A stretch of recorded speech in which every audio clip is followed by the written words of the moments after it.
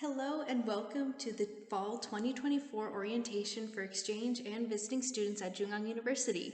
We hope this presentation will help introduce you to life at Jungang University and to address some of the questions you may have.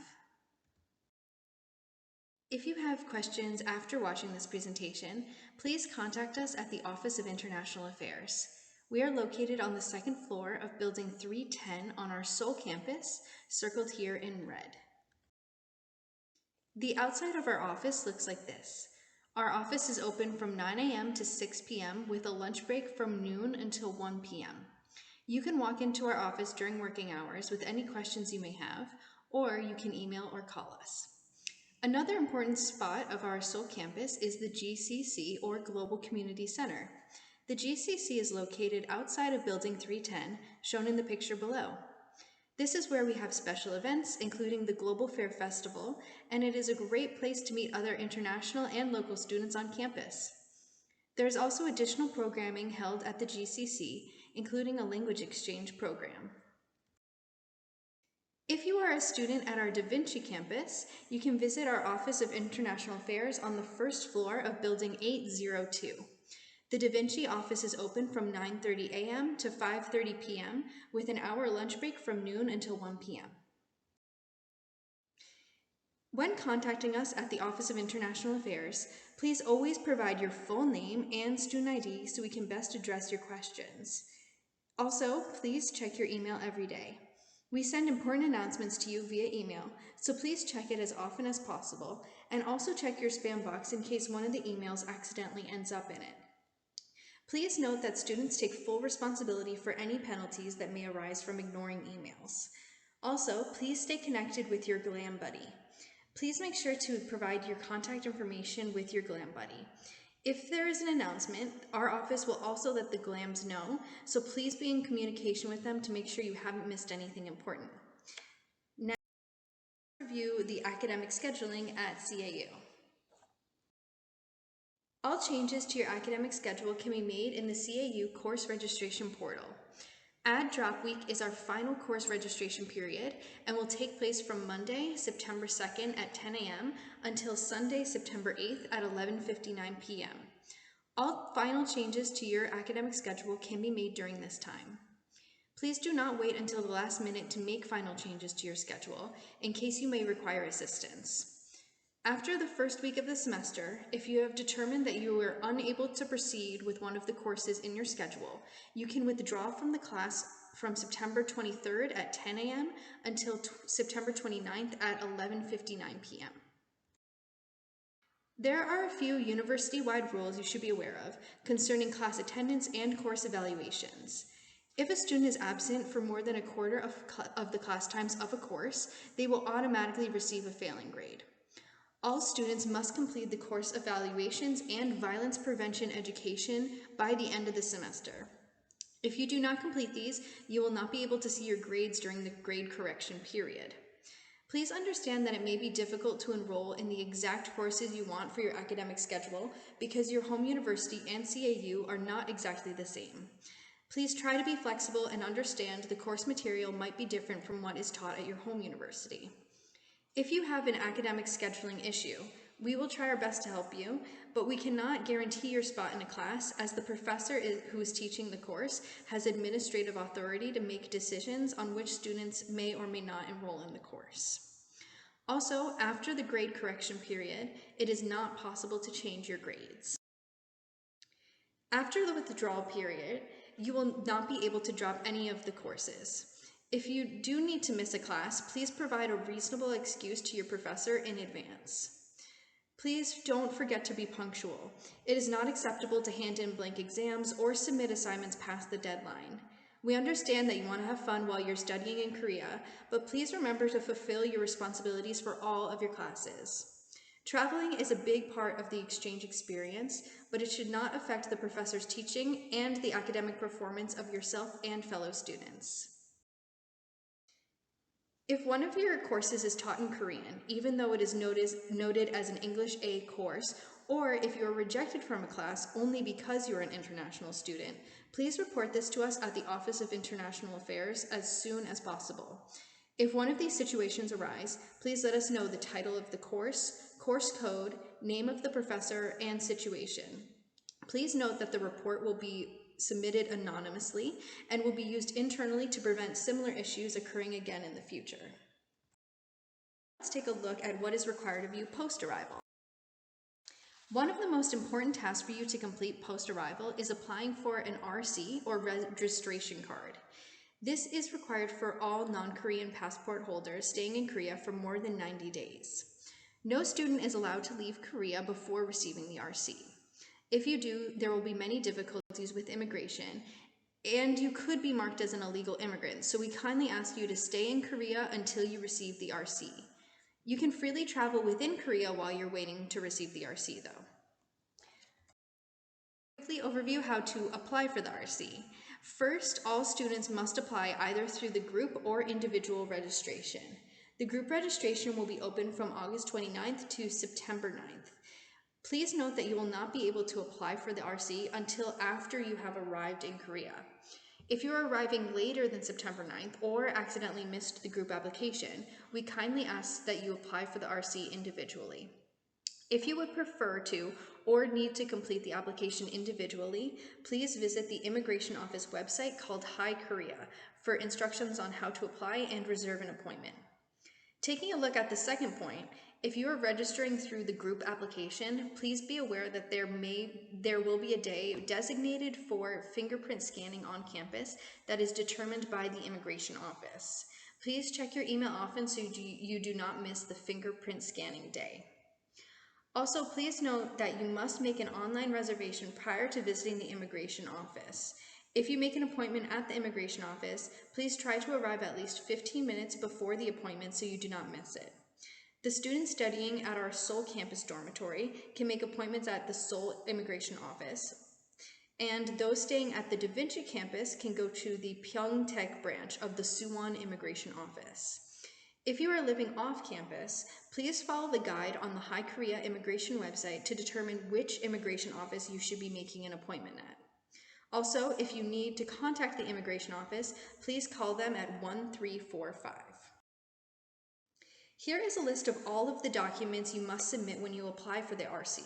You can also find this list through NCORE With Us website link we shared with you in the RC registration announcement email.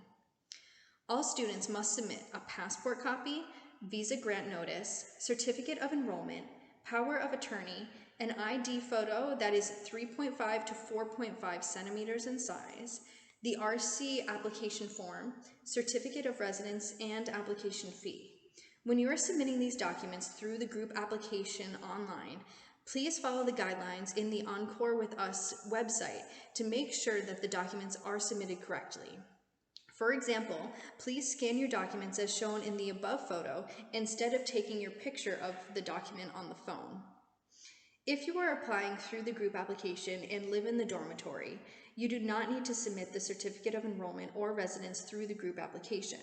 However, if you live off campus, you must submit the certificate of residence.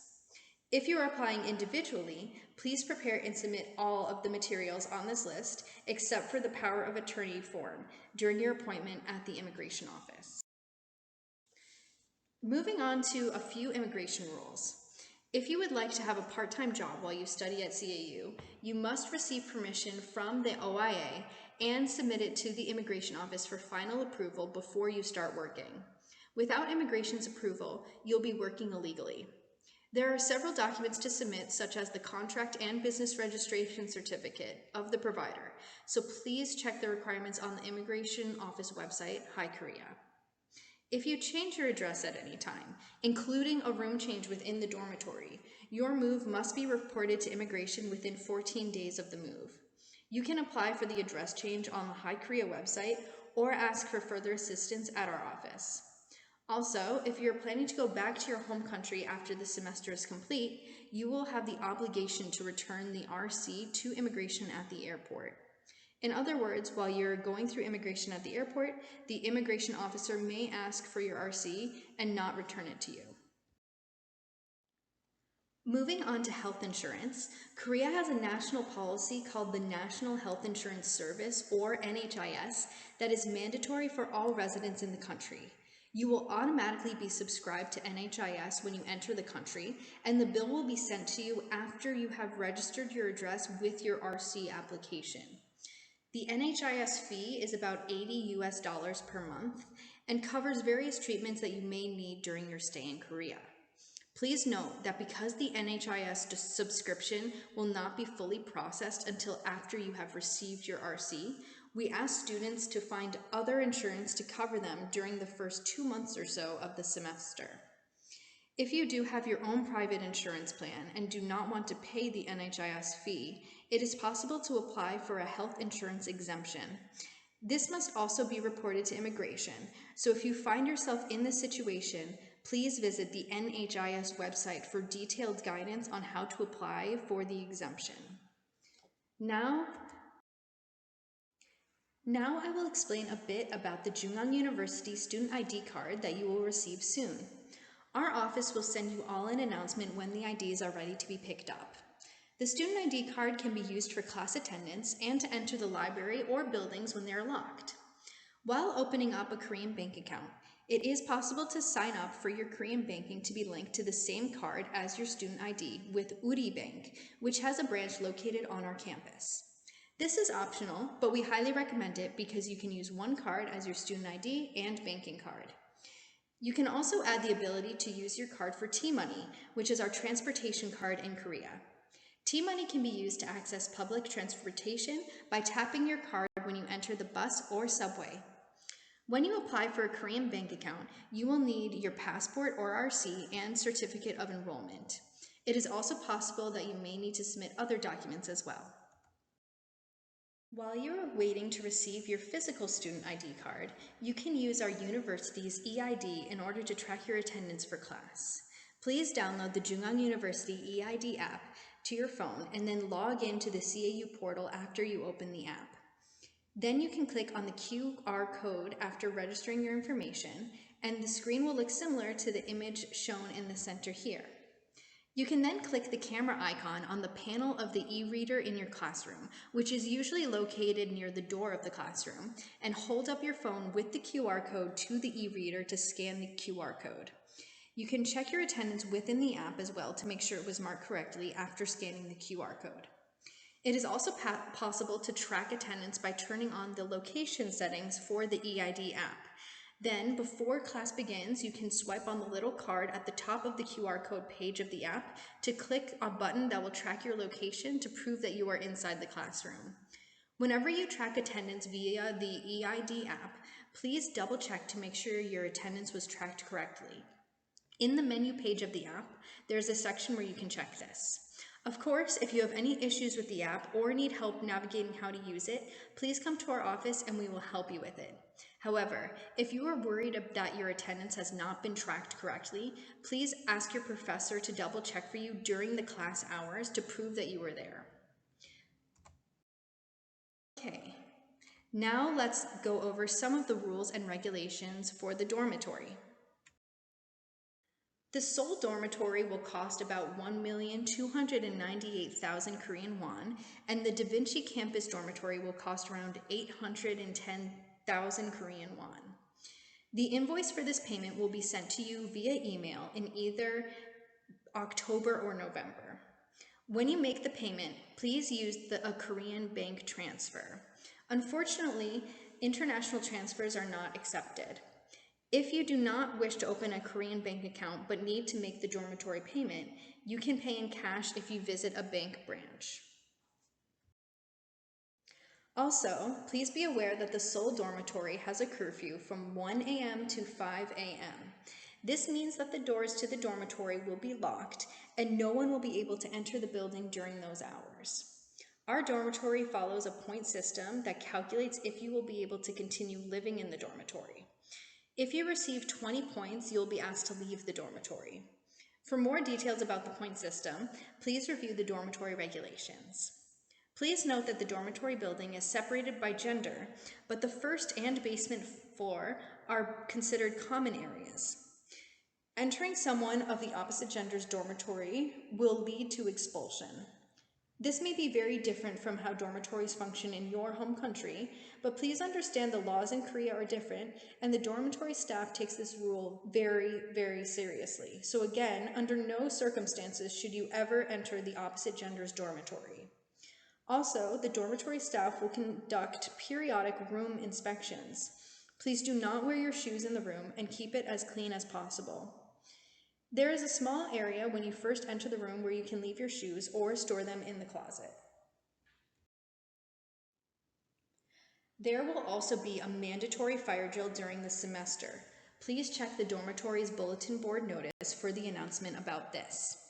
At the end of the semester, when you move out of the dormitory, please clean the room, empty the trash, and confirm your move out with the floor's resident advisor and/or the management office. Please remember, the dormitory office and the Office of International Affairs are separate. Inquiries about the dormitory, roommates, and more should be directed to the floor manager or dormitory office staff. Also, it is your responsibility to check the dormitory notice board, either the bulletin board or on the dormitory website, for important announcements. Now I will introduce our campus facilities. Our campus includes state-of-the-art facilities and service centers. The Student Health Center is located on the basement third floor in Building 310 and is free to all students. The Jungang University Hospital is also near our campus and provides translation services in English and Chinese. Our campus library is also a great study spot on campus. You will need your student ID to enter the library, and you can reserve a seat that you will use while you're studying within the building. There are also a wide variety of restaurants, dining halls, and cafes on campus as shown on this list. There are dining halls located in the dormitory, Building 310 and Building 308. Other campus facilities include the Udi Bank, stationery store, bookstore, ATMs, post office, flower shop, convenience stores, and more.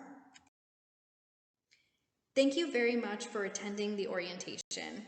If you have specific questions about any of the contents of this presentation, please do not hesitate to reach out to us at the Office of International Affairs.